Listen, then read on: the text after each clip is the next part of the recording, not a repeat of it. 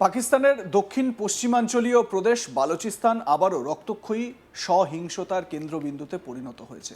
Baloch liberation army BLA নামক বিচ্ছিন্নতাবাদী সশস্ত্র গোষ্ঠী অপারেশন হেরোফের দ্বিতীয় ধাপ বা ফেজ 2 শুরু করার দাবি করে প্রদেশ জুড়ে একযোগে ব্যাপক হামলার কথা জানিয়েছে।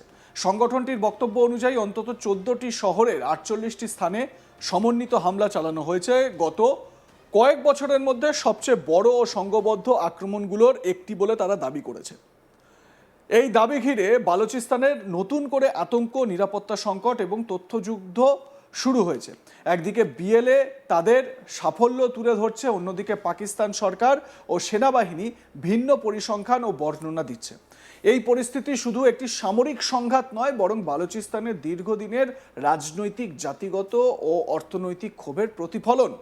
বালোচ লিবারেশন আর্মির মুখপাত্র জিয়ান্দ বালোচের জারি করা বিবৃতিতে বলা হয়েছে, অপারেশন হেরো ফেজ 2 এর আওতায় কোয়েটা, নস্কি, মাস্তুম, দলমদিন, কালাত, খারান, পানজগুর, গাওয়াদার, পাসনি, তুরবত, তুম, বুলেদা, মাঙ্গোচার, লাসবেলা, কেচ ও আওয়ারান সহ একাধিক শহর ও এলাকায় একযোগে হামলা চালানো হয়। বিবৃতিতে দাবি করা হয়, এসব এলাকায় পাকিস্তানি সেনাবাহিনী, পুলিশ, গোয়েন্দা সংস্থা ও কাউন্টার টেরোরিজম ডিপার্টমেন্ট বা সিটিডি এর স্থাপনা একই সময় লক্ষ্যবস্তু করা হয়। বিএলএর ভাষায় এই অভিযানে 84 জন পাকিস্তানি সেনা ও নিরাপত্তা কর্মী নিহত হয়েছে, ডজন খানেক আহত হয়েছেন এবং 18 জনকে জীবিত আটক করে তাদের হেফাজতে রাখা হয়েছে। সংগঠনটি আরও দাবি করে, তারা একাধিক শত্রু পোস্ট ও একটি কেন্দ্রীয় সামরিক সদর দপ্তরের নিয়ন্ত্রণ নেয় এবং অন্তত 10 ঘন্টার বেশি সময় ধরে বিভিন্ন এলাকায় শক্ত অবস্থান ধরে রাখে। এই সময়ের মধ্যে নিরাপত্তা বাহিনীর চলাচল মারাত্মকভাবে সীমিত হয়ে পড়ে এবং বহু এলাকায় সেনা ও পুলিশ প্রতিরক্ষামূলক অবস্থান নিতে বাধ্য হয়। বিএলএর বিবৃতিতে বলা হয়, অভিযানের সময় 30টির বেশি সরকারি স্থাপনা, ব্যাংক, সরকারি অফিস, এমনকি কারাগারও দখল বা ধ্বংস করা হয়েছে। পাশাপাশি 23টির বেশি নিরাপত্তা বাহিনীর যানবাহনে আগুন ধরিয়ে দেওয়া হয়েছে। সংগঠনটির দাবি অনুযায়ী একাধিক শহরে প্রশাসনিক কাঠামোর ওপর সরাসরি চাপ সৃষ্টি হওয়ায় সরকারি সিদ্ধান্ত গ্রহণ ও দৈনন্দিন কার্যক্রমে কার্যত অচল হয়ে পড়ে। শহুরে এলাকাগুলোতে সেনা ও পুলিশ পিছু হটতে বাধ্য হয় এবং প্রতিরক্ষামূলক কৌশল দেয়। বিবৃতিতে বিএলএ তাদের নিজস্ব ক্ষয়ক্ষতির কথা স্বীকার করেছে। সংগঠনটির দাবি অনুযায়ী এই অভিযানে তাদের 7 জন যোদ্ধা জানে শেষ হয়েছেন বা শহীদ হয়েছেন বলে তারা উল্লেখ করছেন। এদের মধ্যে 4 জন ছিলেন বিএলএর অভিজাত ফিদায়ে ইউনিট মাজিদ ব্রিগেডের সদস্য, যারা সরাসরি সেনা ক্যাম্পে প্রবেশ করে হামলা চালানোর সময় জানে শেষ হন। বিএলএর ভাষায়, এই শহীদদের আত্মত্যাগের মাধ্যমেই তারা সংবেদনশীল সামরিক স্থাপনার বড় অংশের নিয়ন্ত্রণ নিতে সক্ষম হয় এবং তীব্র সংঘর্ষের পর সেখানে অবস্থান সুসংহত করা হয়।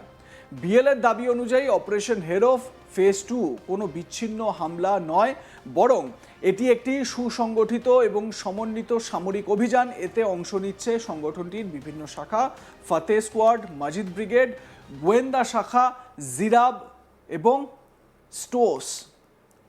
এই ইউনিটগুলো একে অপরের সঙ্গে সমন্বয় রেখে বিভিন্ন শহর ও অঞ্চলে একযোগে অগ্রসর হচ্ছে এবং একাধিক লক্ষ্যবস্তুর ওপর একই সময়ে চাপ সৃষ্টি করছে বলে দাবি করা হয়েছে।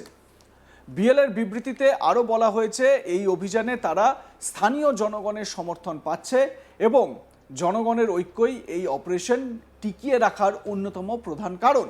তবে এই দাবি নিয়েও বিতর্ক রয়েছে যথেষ্ট। এর আগে বিভিন্ন সময় সামাজিক মাধ্যমে ছড়িয়ে পড়া কিছু ছবি ও ভিডিওতে বালোচ যোদ্ধাদের সঙ্গে স্থানীয় উপস্থিতি দেখা গেলেও পাকিস্তান সরকার বরাবরই এসব দাবিকে প্রপাগ্যান্ডা বলে আখ্যা দিয়েছে।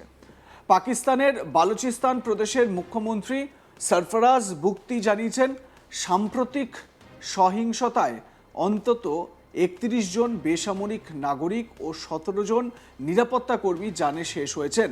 তার দাবি অনুযায়ী নিরাপত্তা বাহিনী পাল্টা অভিযানে অন্তত 145 জন হামলাকারীকে জানে শেষ করা গেছে, যা প্রায় 40 ঘন্টা ধরে চলা বন্দুকযুদ্ধের ফল। পাকিস্তানের স্বরাষ্ট্র মন্ত্রণালয়ের তথ্য অনুযায়ী কোয়েটা সহ বিভিন্ন শহরে গ্রেনেড ও বন্দুক হামলায় হাসপাতাল, স্কুল, ব্যাংক ও বাজার লক্ষ্যবস্তু করা হয়। জুনিয়র স্বরাষ্ট্রমন্ত্রী তালাল চৌধুরী অভিযোগ করেন, হামলাকারীরা বেসামরিক পোশাকে এসে সাধারণ মানুষকে লক্ষ্য করে নির্বিচারে হামলা চালিয়েছে এবং মানবঢাল হিসেবে বেসামরিকদের ব্যবহার করেছে। সহিংসতার জেরে কোয়েটা ও আশপাশের এলাকায় গুরুত্বপূর্ণ প্রশাসনিক ভবন ঘিরে ফেলা হয়, একাধিক সড়ক সিল করে দেওয়া হয়, মোবাইল ফোন পরিষেবা বন্ধ রাখা হয় এবং আঞ্চলিক ট্রেন চলাচল স্থগিত রাখা হয়।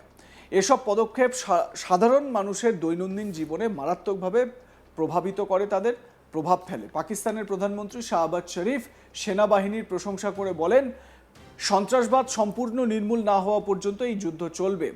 এই ঘটনার পর পাকিস্তান আবারও ভারতকে বিএলএ-কে সমর্থনের অভিযোগ তোলে। তবে ভারত সরকার বারবারই বলে এসেছে যে ভারত অন্য দেশের সার্বভৌমত্ব, স্বাধীনতা তাতে হাত দেয় না বা নাক গলাতে যায় না। তিনি বলছেন, অনেক বিশ্লেষকই এই মত বলছেন যে বালুচিস্তানের সহিংসতা বাড়লেই ইসলামাবাদের পক্ষে বহিরাগত শক্তিকে দায়ী করার প্রবণতা নতুন কিছু নয়।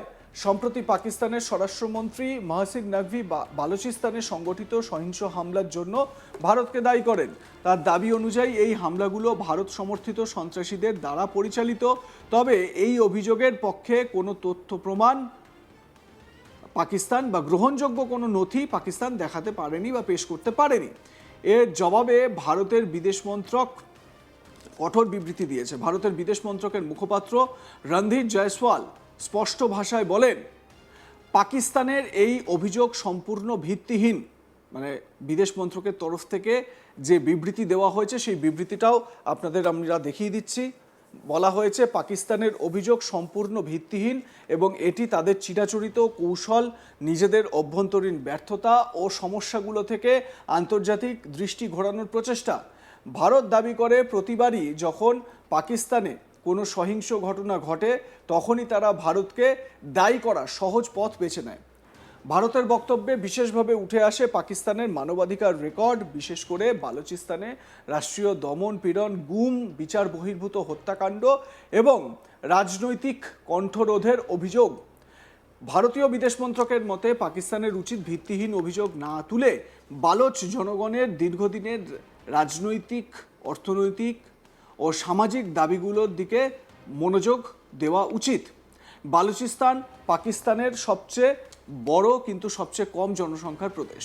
দেশটির মোট ভূখণ্ডের 44% জুড়ে এই প্রদেশ, অথচ জনসংখ্যা মাত্র 5%-এর মতো। লাইক, কমেন্ট, শেয়ার করতে ভুলবেন না। দেখতে থাকুন আজ তাক বাংলা। সাবস্ক্রাইব করুন আমাদের ইউটিউব চ্যানেলটি, বেল আইকন প্রেস করুন নোটিফিকেশন পেতে।